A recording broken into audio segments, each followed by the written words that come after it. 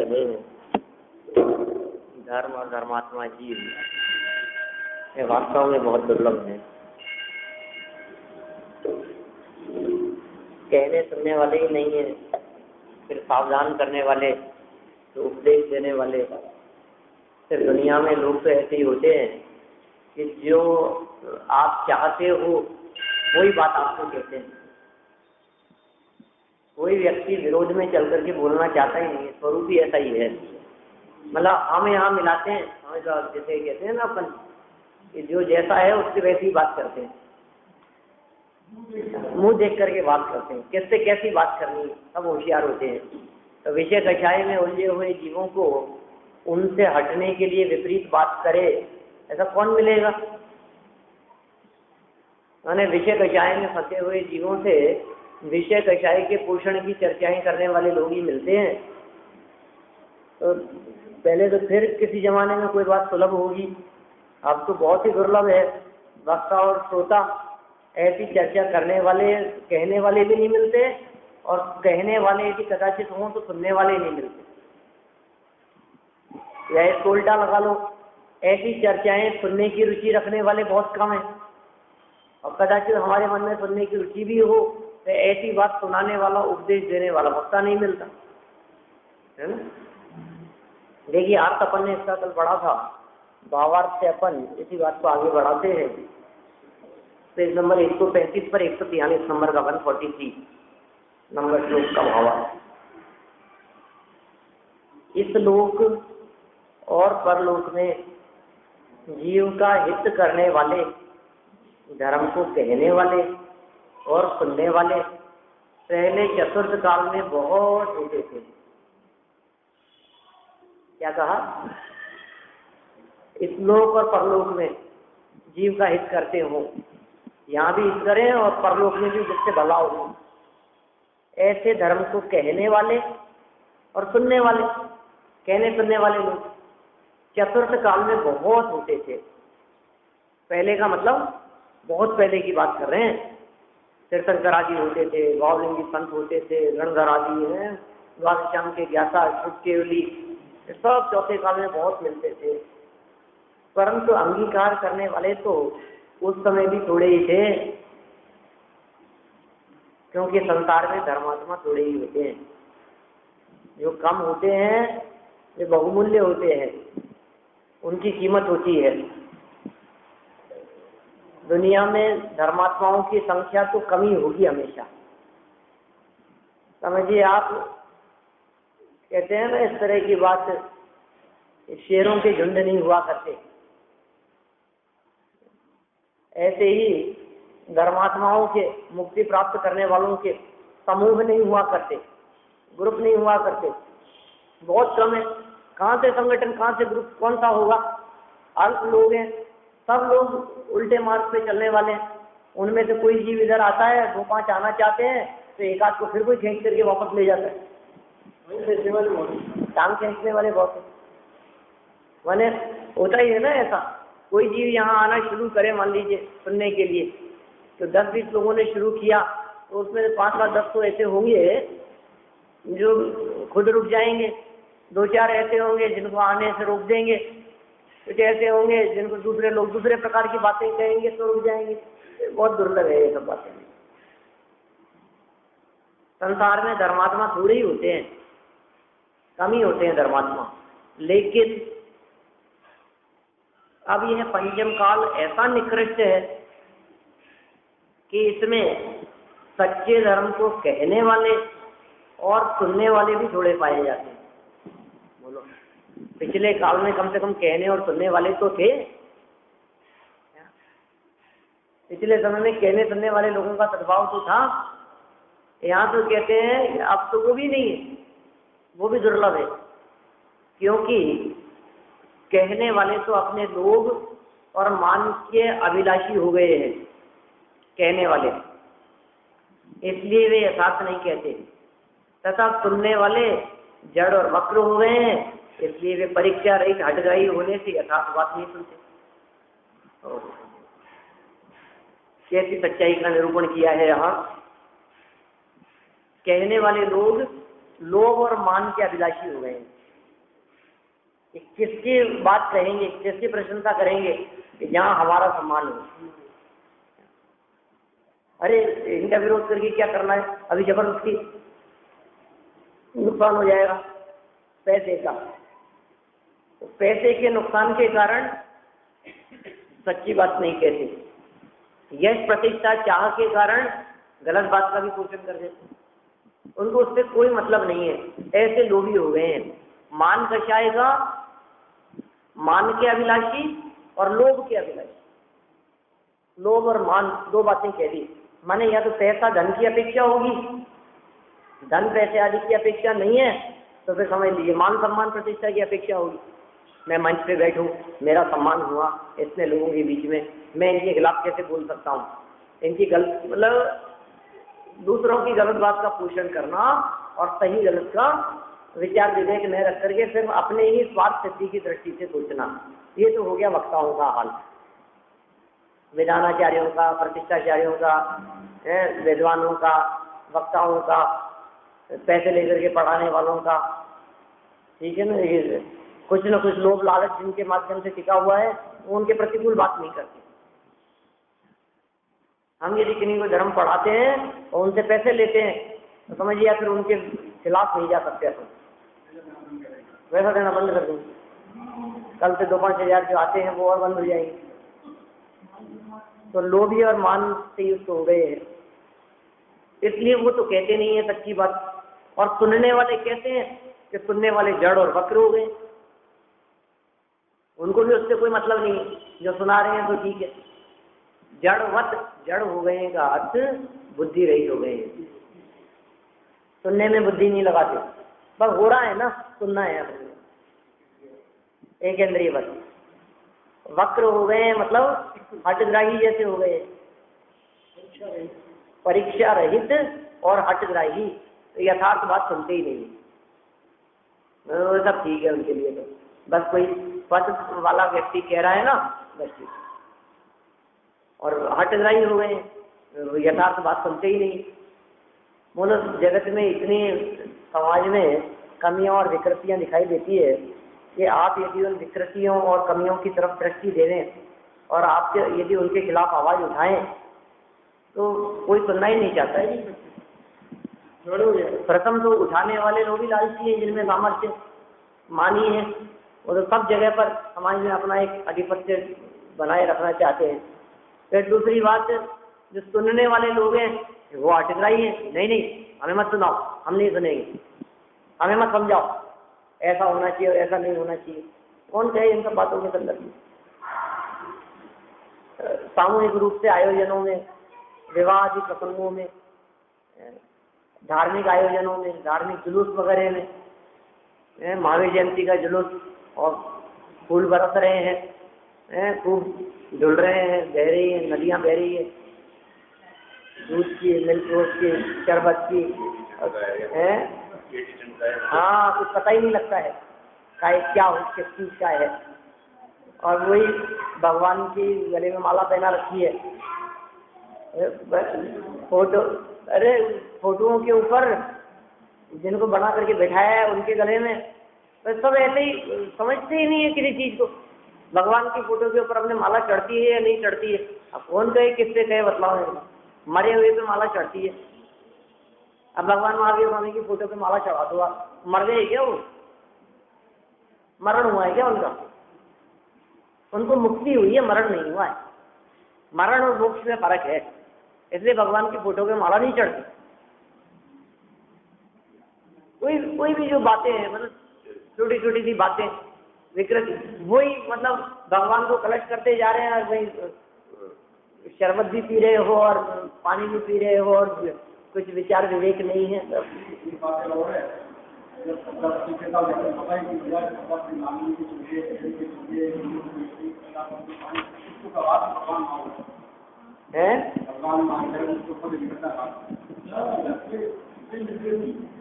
ये सब बहुत तरह की बातें हैं।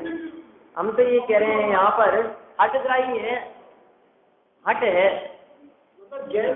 हमें तो ये करना ही है बस, हम तो ऐसा करेंगे ही, हम नहीं मानेंगे नहीं, यहाँ की यही परंपरा है, हम तो बस ऐसा ही, हम तो दूध चढ़ाएंगे ही उसके अंदर, अग्नि में पचेंगे हम तो। और तो क्या होगा उससे? इतने मच्छर मक्खी नहीं रहते, मच्छरों के मारने के लिए कर रहे हो आप ये काम।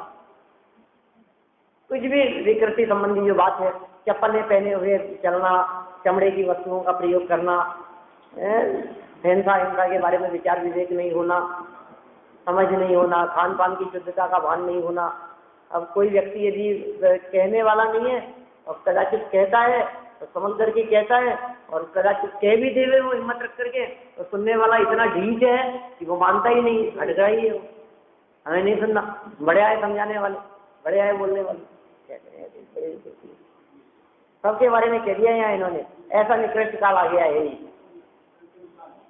अब यह पंचम काल ऐसा निकृष्ट है कि इसमें सच्चे धर्म को कहने वाले और सुनने वाले भी थोड़े पाए जाते हैं, क्योंकि कहने वाले तो अपने लोभ और मान के अभिलाषी हो गए हैं, इसलिए वे यथार्थ नहीं कहते, तथा सुनने वाले जड़ और वक्र हो गए हैं सुनने वाले, इसलिए वे परीक्षा रहित हठग्राही होने से यथार्थ बात नहीं सुनते। जब कहना सुनना ही दुर्लभ हो गया तो अंगीकार करने की बात ही क्या करना। जब सुनने वाले भी नहीं, कहने वाले भी नहीं, तो फिर यथार्थ बात का पालन कौन करते होंगे? तो वो तो क्या बात करें, मिलेंगे ही नहीं आपको सच्ची बात का पालन करने वाले लोग। इस काल में धर्म दुर्लभ हो गया है। क्या मूल श्लोक में बात कही है? दुर्लभा कर्तुम अद्यत्वे। इस प्रकार इस काल में धर्म दुर्लभ हो गया है, तो ठीक ही है, क्योंकि यह पंचम काल ऐसा निकृष्ट है कि जिसमें सभी उत्तम वस्तुएं अल्प होती जाती है, और धर्म भी तो उत्तम है, अतः उसकी वृद्धि कैसे हो सकती है? हर चीज की कमी होती जाती है इस निकृष्ट काल में। अब सर्पणी काल चल रहा है, सब चीज की कमी आती जा रही है। आज अच्छी चीज नहीं मिलती बाजार में, अच्छे फल नहीं मिलते, अच्छी सब्जियां नहीं मिलती, प्राप्त फल फूल आदि नहीं मिलते। तो जो आप मतलब उनमें कुछ ना कुछ इंजेक्शन लगे हुए होते हैं, केमिकल डले हुए होते हैं, दवाइयाँ डली हुई होती है, कैसी विकृति आ गई है।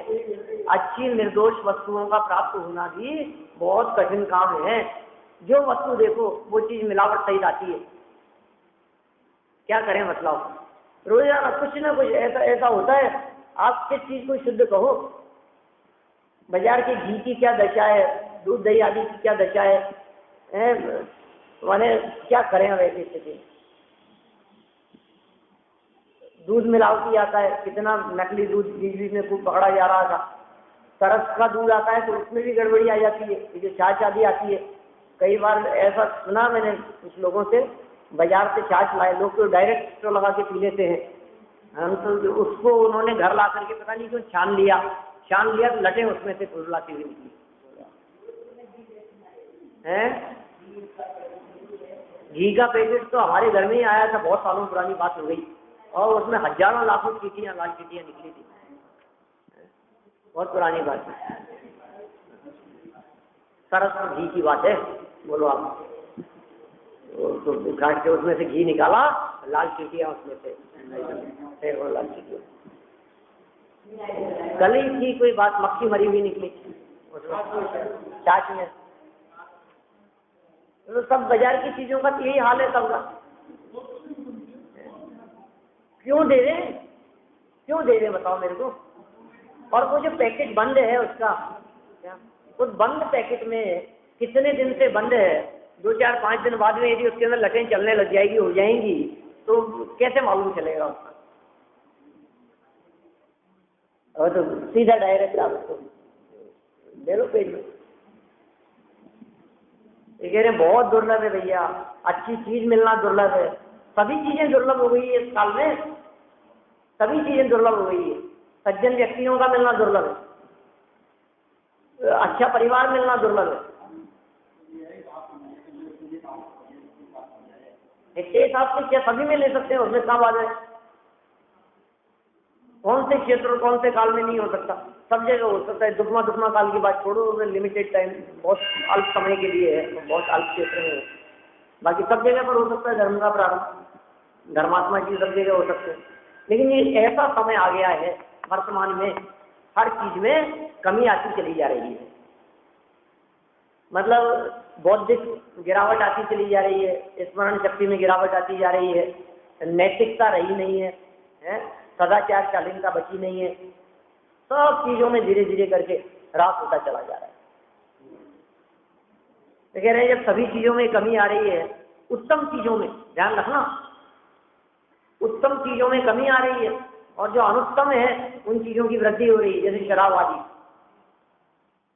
है ना, शराब की कमी थोड़ी ना मिलेगी, पूरा खाना बढ़ गया, पूरा खाना बढ़ गया। कल से रोज ये तो कहीं न खूब है, अनाज चनाव आप कल्पना नहीं कर सकते। इतना गंदी चीजें बढ़ती चली जा रही है, बूचड़खाने बढ़ते चले जा रहे हैं, हिंसाएं, मांस की दुकानें, ये सब बढ़ती चली जा रही हैं, और अच्छी चीजें वो कम होती चली जा रही है। शराब आदि, मांस आदि जो है वो शुद्ध मिलता है और दूध मावा मिलावटी मिलता है। तो भाई धर्म भी तो उत्तम वस्तु है, धर्म तो सर्वोत्तम है, अतः उसकी वृद्धि कैसे हो सकती है इस काल में? इस काल में उसमें भी कमी ही आना है, गिरावट ही आना है। इसलिए इस निकृष्ट काल में जिन्हें धर्म की प्राप्ति होती है वे धन्य है, होती ही नहीं है लोगों को। और जिनको हो गई है, धर्म मिल गया है, सच्चा धर्म मिल गया है, यथार्थ धर्म मिल गया है, इसका मतलब ये है कि वो बहुत भाग्यशाली जीव है। ये बहुत अल्प जीव है, गिने चुने लोग हैं, उनका तो भाग्योदय हो गया है, समझिए आप। विवेकी जन प्रशंसा में संतुष्ट नहीं होते। आगे क्या बात कह रहे हैं? जो विवेकी हैं, ज्ञानी हैं, वे प्रशंसा में संतुष्ट नहीं होते। यहाँ कोई कहेगा दोनों लोकों में हितकारी धर्म को कहने वाले श्री गुरु के द्वारा शिष्यों के दोषों को बताकर उन दोषों को दूर कराना चाहिए। क्या कह रहे हैं? कोई कहेगा इस तरह की बात कि श्री गुरु के द्वारा शिष्यों को दोष बताना चाहिए और उन दोषों को दूर करना चाहिए। ये तो उनका दायित्व है, गुरुओं का दायित्व है। यह तो ठीक है, परंतु दोष प्रकट करने पर शिष्य को अनिष्ट का संयोग होने से आर्थ ज्ञान होगा और वह अपना हित नहीं कर सकेगा। इस संदेह का निवारण आगामी शब्द में करते। मैंने ऐसी बात कही है, कोई व्यक्ति ये बात कह दे यार मैं अभी इसकी कमियां बताऊंगा तो इसको आर्थ ज्ञान होगा जरूर, मत कहो, उससे गलती हो गई है, मत कहो, फालतू उसको और गलत खड़े होंगे, उसको और आर्थ ज्ञान होगा, इसलिए नहीं कहना चाहिए। तो ये कह रहे हैं आप गलत कर रहे हैं, आपको किसी गलत व्यक्ति को उसकी गलती को तो बताना ही चाहिए। पृथ्वी चंद्र है और विवेकी व्यक्तियों की बात कही है। देखिए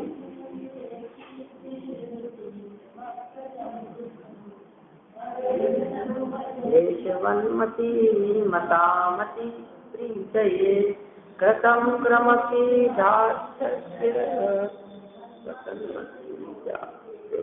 मैं दोषे अति तन्मनांति कष्टमज्ञानता दोष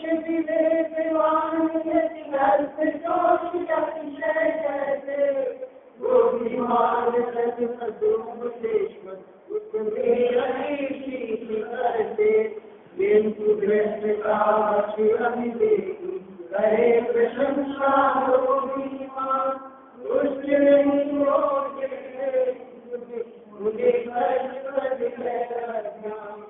क्या कह रहे हैं? अर्थ गुण और दोष के विवेक से युक्त सत्पुरुषों द्वारा, सज्जन पुरुषों की बात कर रहे हैं, गुण और दोष के विवेक से सहित हैं। वो जानते हैं गुण क्या होते हैं और दोष क्या होते हैं, कौन सी बात अंगीकार करने योग्य और कौन सी नहीं। गुण दोष के विवेक से युक्त सत्पुरुषों द्वारा अपने दोष अधिकता से प्रकट करना भी बुद्धिमानी जीवों को भले उपदेश के समान अत्यंत प्रीति उत्पन्न करने वाला होता है। क्या भले व्यक्तियों के लिए, बुद्धिमान जीवों के लिए यदि आप दोषों की अधिकता होने के कारण वो प्रकट भी कर दोगे तो वो उनके लिए प्रीति उत्पन्न करने वाला होता है। और धर्म तीर्थ का सेवन न करने वाले दुष्ट पुरुषों के द्वारा धीरता से किया गया गुणानुवाद भी उन बुद्धिमान विवेकी जीवों को संतोष उत्पन्न नहीं करता। क्या देखो, बात कह रहे हैं, दोनों तरफा बात उन्होंने कर दी है। बुद्धिमानों की अपेक्षा से बात कर रहे हैं। बुद्धिमान लोगों की यदि कोई व्यक्ति निंदा करता है तो वे उस निंदा को भी कुछ नहीं गिनते, उस निंदा से नाराज नहीं होते, उसको अच्छा ही मानते। और उनकी यदि कोई प्रशंसा करता है तो भी उसको कोई बहुत अच्छा नहीं मानते, तो उसमें भी सहज रहते हैं। मैंने कुल मिलाकर के विवेकी ज्ञानी पुरुषों के बारे में ये बात कह दी है कि वे पुरुष होकर सुख में मग्न न फूले, दुख में कभी न घबरा।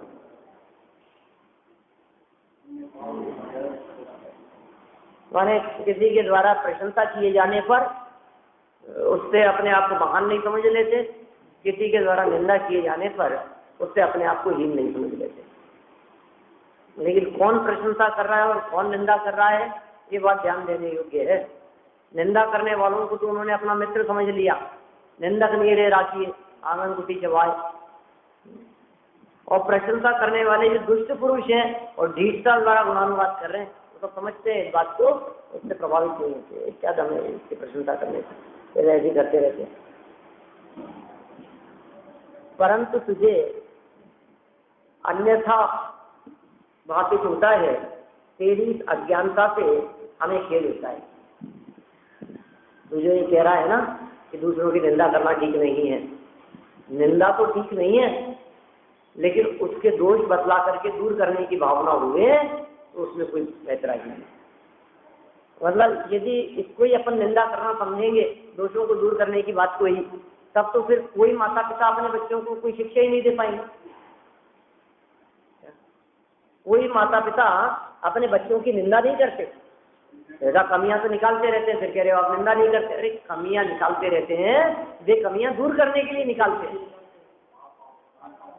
सभी माता पिता अपने बच्चों को जो उपदेश देते हैं, जो कमियां देखते हैं, वे दोष निकालने के लिए नहीं, हाँ बस दोष निकालने का मतलब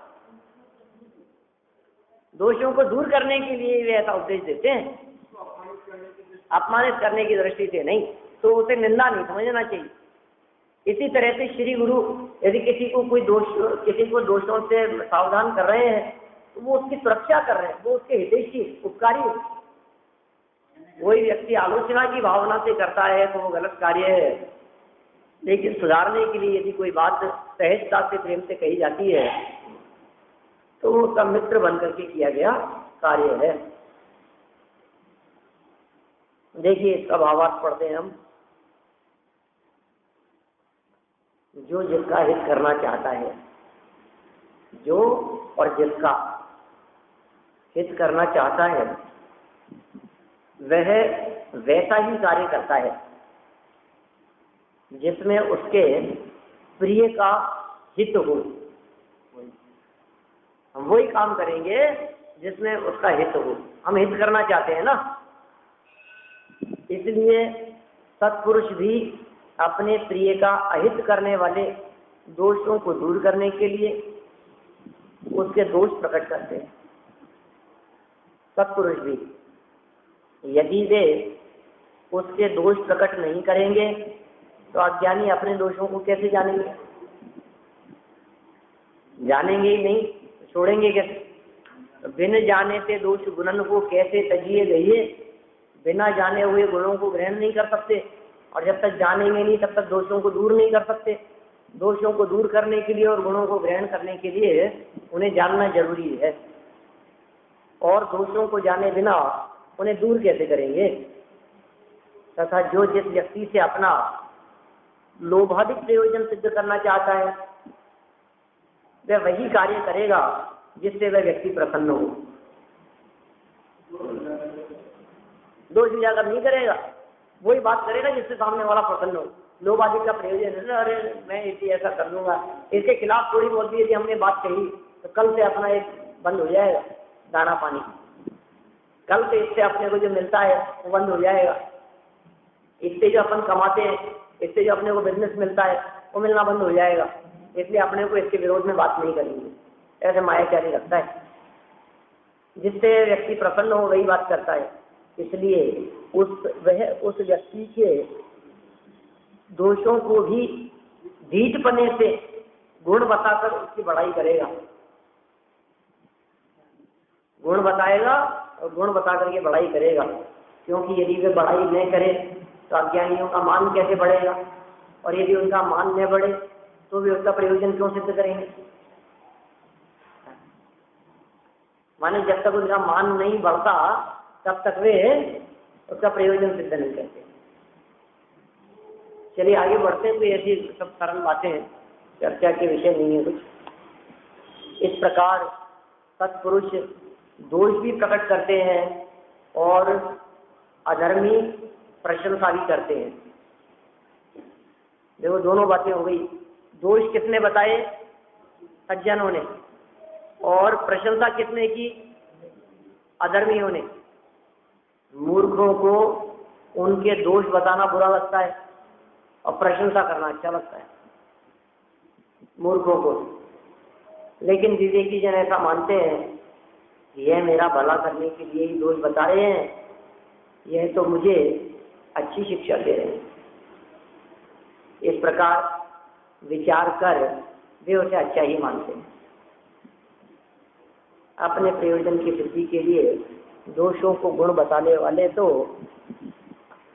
सब हैं, उनके द्वारा की गई प्रशंसा मेरा अहित करने वाली है। इस प्रकार विचार कर वे उसे अनिष्ट मानते हैं, प्रशंसा को अनिष्ट मानते हैं और दोष बतलाने वाले को इष्ट मानते हैं, प्रयोजन सिद्धि का कारण समझते हैं। इस प्रकार दोष बताने से विवेकियों को आत्म ध्यान हो जाएगा, ऐसा भ्रम नहीं करना चाहिए। ज्ञानियों में श्रेष्ठ कौन, आगे बात करते हैं। बुद्धिमान पुरुषों को दोष प्रकट किए जाने पर अपने दोषों को देखकर उनका त्याग करना चाहिए और गुण देखने पर गुणों को ग्रहण करना चाहिए। यह बात आगामी चंद में कहेंगे। माने अभी देखिए क्या बात कह रहे हैं यहाँ, बुद्धिमानों को दोष प्रकट करें या गुण प्रकट करें। यदि उनके सामने कोई व्यक्ति दोष प्रकट कर रहा है तो उनको दोषों को छोड़ देना चाहिए, और कोई गुण प्रकट कर रहा है तो उन गुणों का अंगीकार कर लेना चाहिए। बस सब जगह यही है, यही सावधानी रखनी चाहिए।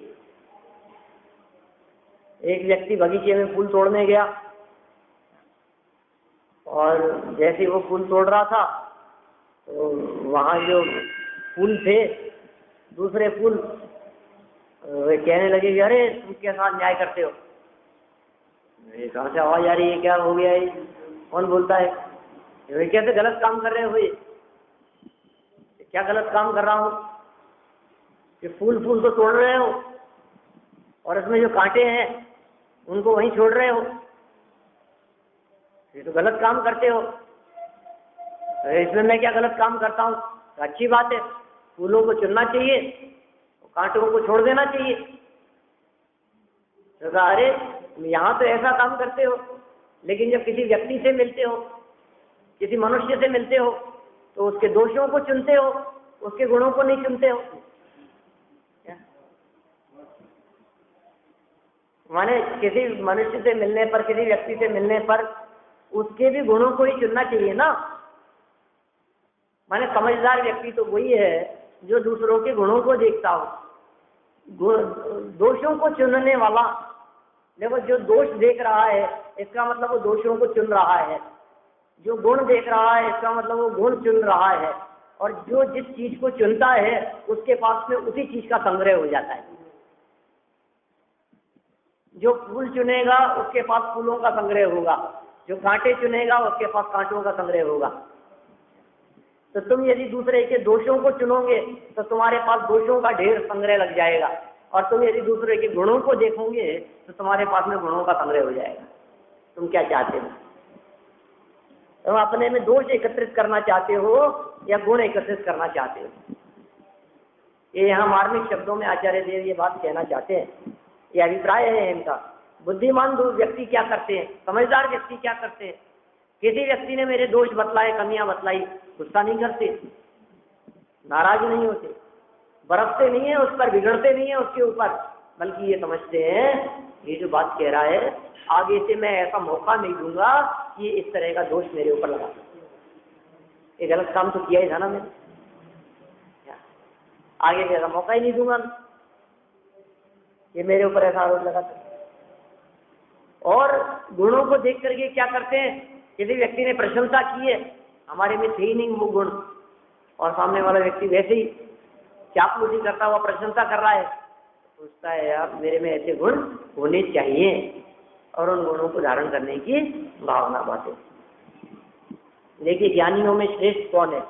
वे ज्ञानी श्रेष्ठ है जो बुद्धिमान पुरुषों को दोष प्रकट किए जाने पर अपने दोषों को देखकर उनका त्याग करना चाहिए। वे तो बुद्धिमान जो त्याग कर देते हैं, और गुण देखने पर गुणों को ग्रहण करना चाहिए। यह बात आगामी चंद्र में कहते हैं। अनुष्टुप चल 145 नंबर श्लोक है, बोलते हैं अपन। गुण दोष निबंधनौ यस्यादान परित्यागौ विदुषांबर।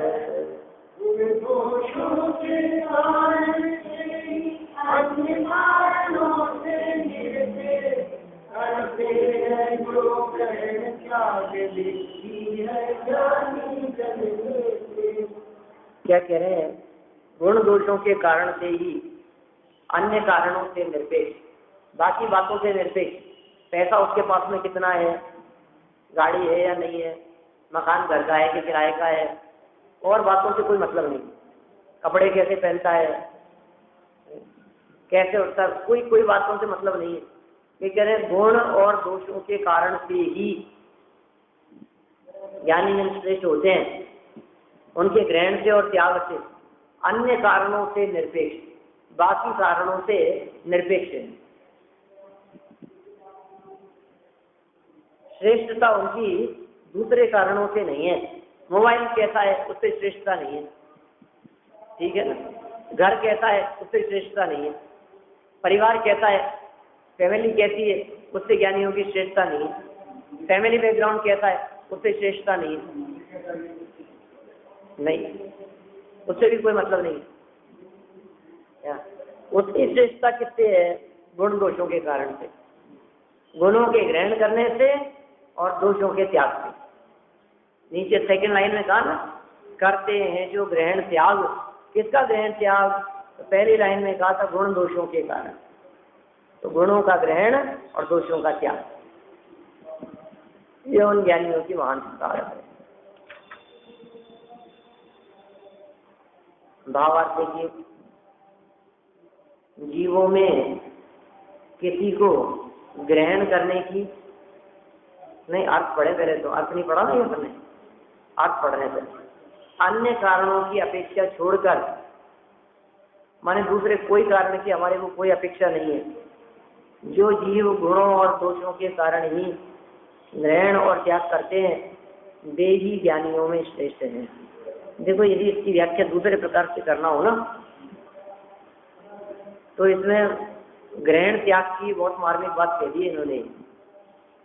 ज्ञानी वो है जो गुण और दोषों में ग्रहण त्याग की बात सोचता है, बाहरी वस्तुओं में ग्रहण त्याग के अंदर बुद्धि नहीं लगाता। क्या मैंने ये छोड़ दिया, मैंने ये छोड़ दिया, बाहर में छोड़ करके तो अभिमान का पोषण कर रहा है, तो दोष आ गए तेरे। तो बाहरी बात छोड़ने की यहाँ चर्चा नहीं कर रहे, यहाँ तो दोष छोड़ने की बात कर रहे हैं। बाहर में संग्रह सामग्री एकत्रित करने की बात नहीं चल रही। वे तो क्या कर रहे हैं, मैंने कितने शास्त्र लिख दिए, कोई मतलब नहीं है। मैंने इतने प्रवचन कर दिए, इससे कोई मतलब नहीं है। मेरे को सुनने इतने लोग आते हैं, उससे कोई मतलब नहीं है। गुणों से मतलब है। तो गुणों को ग्रहण करे और दोषों को छोड़े, उसकी यहाँ बात चल रही है। वे ही ज्ञानियों में श्रेष्ठ हैं। चलिए भावार्थ पढ़ करके अपन इसको पूरा करते हैं। जीवों में किसी को ग्रहण करने की और किसी को छोड़ने की प्रवृत्ति पाई जाती है। सब में होती है ऐसी, कुछ छोड़ेगा कुछ ग्रहण करेगा। ऐसा रोज होता है दिन भर घर में, फल सब्जियां खाते समय, नहाते धोते समय, कुछ भी काम करते समय, क्या ग्रहण करना, क्या छोड़ देना, क्या रखना और क्या फेंक देना, ऐसी प्रवृत्ति सहज पाई जाती है। जिनसे सम्यक दर्शनादि गुण प्रकट हो उनका ग्रहण करना चाहिए। क्या करना चाहिए? सम्यक दर्शन आदि गुण जिससे प्रकट हो उनका तो ग्रहण करना चाहिए, और जिनसे मिथ्या दर्शनादि दोष उत्पन्न हो उनका त्याग करना चाहिए। लोग में भी ऐसा ही देखा जाता है, लोगों की ऐसी प्रवृत्ति होती है ग्रहण करने की और त्याग करने की। तो आपको क्या तो ग्रहण करना चाहिए और किस चीज का त्याग करना चाहिए? मिथ्यात्वादी का त्याग करना चाहिए और सम्यकवादी गुणों को ग्रहण करना चाहिए। इस प्रकार जो गुणों और दोषों के कारण ग्रहण त्याग करते हैं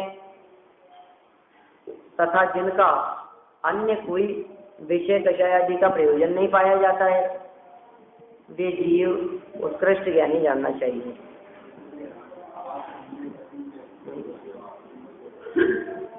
गुणों और दोषों के कारण ग्रहण त्याग करते हैं, अन्य कोई विषय कषाय आदि का प्रयोजन नहीं है, अपनी प्रशंसा के लिए नहीं त्याग कर रहे हैं, लोग क्या कहेंगे इसलिए नहीं कर रहे हैं, किसी विषय का पोषण नहीं है, कषाय का पोषण नहीं है, लोभ का पोषण नहीं है, मान कषाय का पोषण नहीं है, और काम कर रहे हैं उसमें किसी प्रकार की कोई मायाचारी नहीं है। वे जीव उत्कृष्ट ज्ञानी जानने चाहिए। उन ज्ञानियों के बारे में यहाँ कहा है, वे ज्ञानी साधारण ज्ञानी नहीं है, वे उत्कृष्ट ज्ञानी है, क्योंकि वे अपना हित साधते हैं और अपना हित साधना ही बुद्धिमानों का कर्तव्य है। बुद्धिमान गुरु का एक कर्तव्य बनता है, जैसे अपना हित होवे वैसा कार्य करे। किसमें है अपना हित? आत्म को हित है सुख, तो सुख आकुलता से, आकुलता के अभाव में, दोषों के अभाव में, विकृति के अभाव में, राग द्वेष कषायों के अभाव में इस जीव को सुख है और उसी में इसका हित है। बुद्धिमान लोग तो उसी को प्राप्त करने का प्रयास करते हैं और उसी से अपना हित पालते हैं। ये बात है।